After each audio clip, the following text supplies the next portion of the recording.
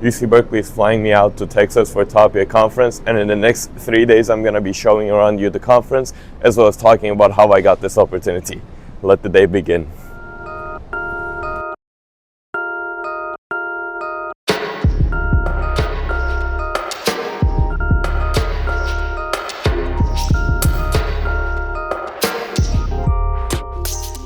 Hi, welcome to Dallas, Texas. I'm officially at the Tapia Conference. I had some free food thanks to Breakthrough Take program. If you don't know about the program, you can check out here. They were kind enough to host the dinner, and I was just walking around. So what is Tapia Conference? Quickly, I want to cover what it is. According to their words right here, the goal of Tapia Conference is to bring together undergrad and grad students, faculty, researchers, and professionals in computing from all backgrounds to celebrate the diversity, connect with others with common backgrounds, get advice from and make contacts with computing leaders, and be inspired by great presentations and conversations with leaders with common backgrounds. So the theme of this year is generative AI. There's going to be generative AI hackathon. There's going to be talks about generative AI and applications, people from the industry. So there's a career fair here where companies like Google, Meta, like Amazon, all the companies that you can think of are here. There are also a lot of schools that are in the career fair looking for master's or PhD students. Sometimes they even waive the application fee, apparently. Talking with some people, I learned that. The hotel is amazing. Thank you to Berkeley. Now I'm going to go get some sleep, and tomorrow we're going to be checking out all the activities. And after that, I'm going to be talking about how I got this opportunity and how you can do the same as well.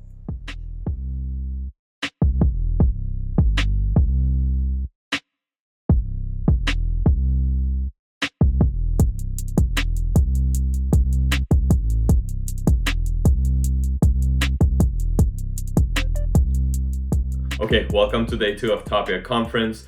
Today I woke up at like 8 a.m. and then by 9 a.m. we went to the first actual speaking event of the conference that I was able to make. And it was these two guys one from Google and one from Cerebras. The Google guy was talking about the AI initiatives that they've been doing at Google. He was very optimistic about the future. He was talking about how AI is gonna accelerate the workflow in biology, in general, like science discoveries. As well as he gave some examples of like weather prediction and how that improved, as well as how they're using AI to increase the computational power of different computers and increasing the efficiency of computers. And he was talking about different approaches where you can either like scale the hardware with the current techniques we have in order to achieve better results, or you can find a better software like algorithm to more efficiently train these models, which a lot of people and companies that are working on right now. The other guy was from a company called Cerebras. He actually dived deeper into how these AI chips are made, and apparently his company has world's fastest AI processor. He basically dived deeper into like what happens when you prompt an LLM on the hardware side of things, and then he kind of showcased like how much faster their processor is compared to NVIDIA's faster processor, but they're like more like a startup-ish, like a medium-sized startup company. But there were also times where I was laughing because it felt like a Silicon Valley sketch where especially the Google guy was like talking about how they're trying to make the world a better place. And I thought it was funny that, I don't know, it's just funny because I'm also like watching Silicon Valley. And then I moved on to the breakout sessions. There was one talk about how to leverage AI for using in proteins, like somewhere. Maybe it was a protein bonding, or I don't remember exactly. There was another talk aimed for disabled students, and then there was another talk which I participated in, which was maximizing business value with artificial intelligence. In that talk, it was this lady that spent a lot of years at Capital One. She found her own company, did like her own things now. I think she's a faculty. They were talking about how to integrate AI into your business workflow. It was mostly about like AI and business perspective. Something she mentioned that I found interesting was she claimed that the only two types of people that will not get replaced by AI is the ones that are creative in what they do and the ones that understand the foundations of these AI models. She went on to go in deeper into like her claim about like what she saw in the industry, and I found that to be interesting. I think being a creative person and understanding if you can combine those, like it will be even like better for you. There was also another claim that I found interesting was they claimed that junior developers were not going anywhere, but they were becoming rather than junior developers that makes the code work for X task. They were gonna transfer into becoming junior architects that think at a bigger scale on how to implement the ideas into production rather than like coding a button. They would like come up with an idea, come up with a plan on how to execute that idea, and like kind of execute that, which I found to be interesting as well. Then we had our lunch that you're gonna see here. Really good food. A lot of food as well. The desserts were like fire. Now next step is to go to the career fair that I was talking about yesterday. I already got some Capital One merch, like you can see here, this backpack, which is really nice. But I want to go there with my resume and start talking to people and all the booths, as well as some schools for grad school. Maybe I'll talk about like some master's applications. So let's head there.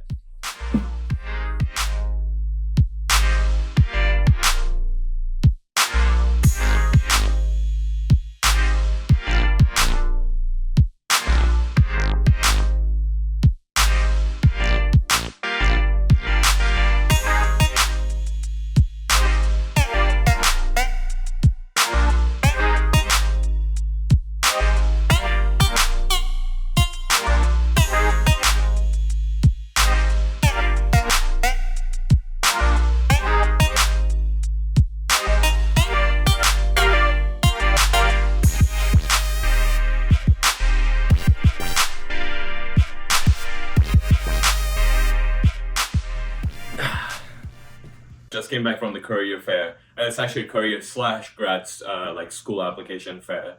And it was actually less companies than I expected and more schools than I expected. It was more of like schools, trying to find graduate students rather than like companies hiring. But there were still some pretty big companies like Meta, Google, Fidelity, Mastercard, Two Sigma, Capital One, and those were the interesting ones. And they were a bunch of different schools. Like UC Berkeley had, I think, 3 different booths for different colleges and different like graduate opportunities. And like Cornell was there, USC was there, Stanford was there. A lot of like Ivy League schools and state schools were there. They were like reviewing graduate applications, answering questions, giving tips and everything. And it was really nice. I think I built some like cool connections with both. I was more focused on industry, but I still talk with schools as well. When I talked with Fidelity, the recruiter like ended up liking me and asked for my LinkedIn. I talked with engineers at Google. I asked about their experience. I think Google is designing smart glasses, although they didn't say much, but I kind of like understood they were like designing smart glasses. I think like Meta. Meta engineers were cool, but it wasn't the information that I didn't hear about. Capital One was very friendly. Mastercard was like that as well. But yeah, compared to like the career fairs that I have at school, it was a lot less packed. So you could actually like talk to the recruiters or engineers for a longer period of time. And the fact that this career fair is 3 days long, like some people got recognized and then she was like, weren't you yesterday too? And then they were just still talking with different engineers and just like keep learning. So in that sense, it's really cool because you just get to spend more time and then they're like chiller. They're less tired because it's just less crowded compared to a campus career fair. But it was overall really good. Now, before I move on to the talks that I've attended to and then how I ended up in a Vine festival with a random professor that I didn't know before, let's check out the free merch I got, okay? Starting with the Capital One backpack that I already mentioned. We got a little tote bag from Mastercard here. As you can see, it has a plastic thing, very cool. We got this little playing head, or I forgot what they call these. Big head toy from State Farm. Two Sigma gave me a puzzle. Let's open it up. It says, we are hyper-curious, distributed systems, neural networks, generative AI. They basically threw in the keywords here that they're looking for in their applicants. I guess that's funny. Opening it up. It's just puzzle, as you can see. They must be really curious. Except for this backpack, Capital One also gave me a charger, but it's USB-A. Maybe they're just clearing their stocks or something. I don't know who's using USB-A, but a rice cake. Two Sigma branded lollipop, which is very interesting. We got Fidelity with a pencil, with a pen, with this, it like clicks like this. It says Fidelity Couriers, but a cool Fidelity tote bag again. And yeah, overall those were the merches that I got from different booths. Moving on from career fair, I attended to a leadership talk, which I found to be cool. But one thing I didn't like was they put like all the talks. There were like 3 or 4 talks were happening at the same time. There was a talk on generative AI, leadership, and like some other food things that I don't remember. But they all put it like between 3 and 4 p.m. I wish like they just spread it out throughout the day so we can like attend to different ones. And after that, I met with this professor, shout out Alan, that wanted to go to a wine festival in Grapevine, which is like a 5-minute ride from here. So I was like, I'm down. So I grabbed my bro, and we went to the wine festival, and it was really cool. Got to try different wines and got to see the city of Grapevine. It's a small city in Texas. Tomorrow we have the Generative AI Hackathon. I'm very excited about that as well. We'll see how that goes. Before I close out for today, I want to talk quickly about how I got this opportunity and how you can do the same as well. UC Berkeley flew me out here. Each department paid for the flights and the hotel. How I learned about this opportunity was simply because I signed up for an email list, and then I saw this email and I applied. The questions were like basically like a job application. They were like, why should we take you to this conference? Like, how do you qualify? What experience do you have, etc., etc. And it's a lot of like marketing it for yourself. And I submitted the form, and then heard back like a semester later, and then here I am. So a couple of things to learn from my story is, first, sign up for email newsletters, because that's where they send the opportunities. When I'm talking with the undergraduate students here, most of them came here with their schools. Like, schools paid for everything, but they're only like, they're a very small amount of people. They're like 10, 15 students. And some schools are not even like well-known schools, like small state schools. Like, they're even like flying out here. So maybe it could be even your college that is like flying out to people to these type of conferences, but you don't know because like simply you're not looking, or you're not on the emailing list, or like you don't know the faculty, etc., etc. And when you're applying, it's mostly soft skills, right? So there's like one Google form, and that's kind of like all they know about you. So how can you best represent yourself in that Google form? And the tip that I would give you is, you shouldn't be shy to brag about yourself. That's the place where you should talk about your accomplishments, your experience, and your background. Even if you don't have job experience, you can leverage the work you've done with school, the research you've done, the personal projects you've done. Like, if you don't have job experience, try to have research. If you don't have that, like, try to have personal projects, and there's no excuse not to have personal projects, and leverage those in these applications. If you have any more specific questions, feel free to like drop a comment. I do check those. For now, I'm gonna go to the pool and chill out, and I'll see you tomorrow for the Generative AI Hackathon. And who knows, maybe I will win the hackathon, and I'll share that experience as well, so we can put that onto the resume. And I'll share the tips and tricks if I win.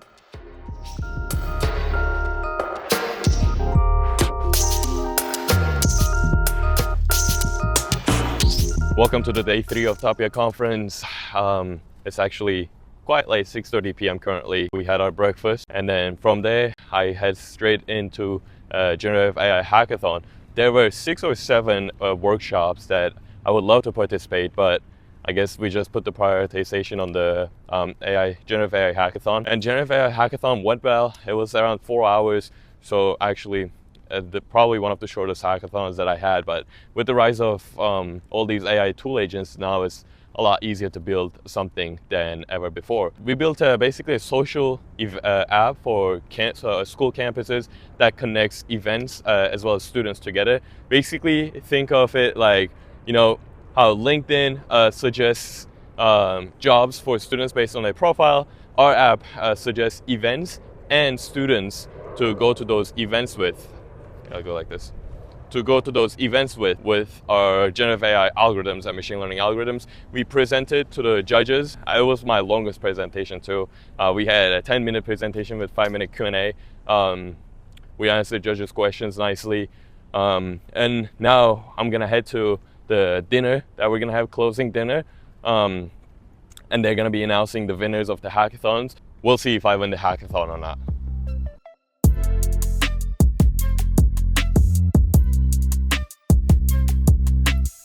All right, welcome to the final day of Tapia Conference here at Dallas, Texas.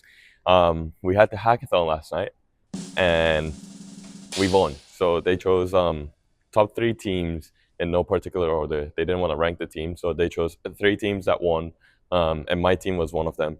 I was the only one that went to the stage. My team was relatively small compared to other teams. It was only 4 people, where the other teams were like 8 to 10 people.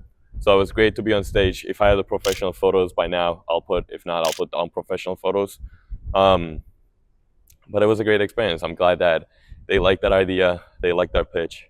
I thought I did a very good pitch. I prepared the pitch where it was more of like you were pitching to a VC, rather than a hackathon. So good pitch, good product, good video, and we won at Tapia 25. I'm happy. I felt that we were going to win, and we did. I also want to talk about the things that I learned in the past 4 days of Tapia Conference here. The first one being trying to connect with the speakers and connecting with other people who attended the conference. So we had an app where I was able to see like who was going to speak at different events. And I always check their background. I check what topics that we're going to talk on. And I checked like if I was interested in their topics, and I checked if I was interested in their roles. And when I went to the talk, I participated in the talk. And I tried to talk with them after they talk. If it's too busy, I tried to catch them at the dinner. Nice thing about staying at the hotel that's also the conference area is like pretty much everyone was spending their days together. So for example, giving an example, I attended to an event where a scientist from Microsoft was talking about bias in LLM models, and she was also a ML researcher at Microsoft. It's a company that I'm interested in, it's a role that I'm interested in, and the topic is very interesting as well. So although there was a huge line after her talk, what I did was I caught her at the dinner, and then I sat to the same table as her, met with her friends, and I talked and then learned. So that's my top tip. Just take advantage of all the people that are here. I met with a professor and then went to a random wine festival. I met with a bunch of students and then just like learn about their past, learn about like what they've been doing. These are the places where you could possibly find your future co-founder. There was too much music there. But continuing with the second most important thing that I learned is having a game plan.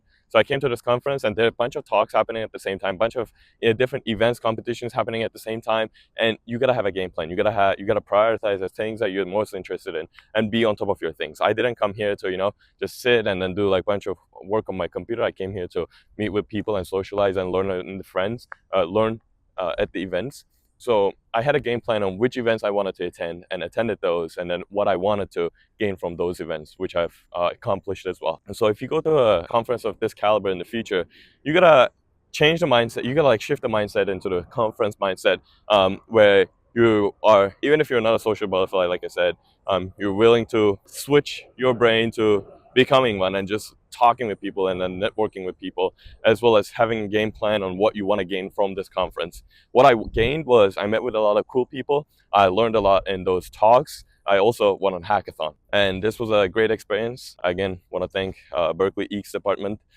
for bringing me out here.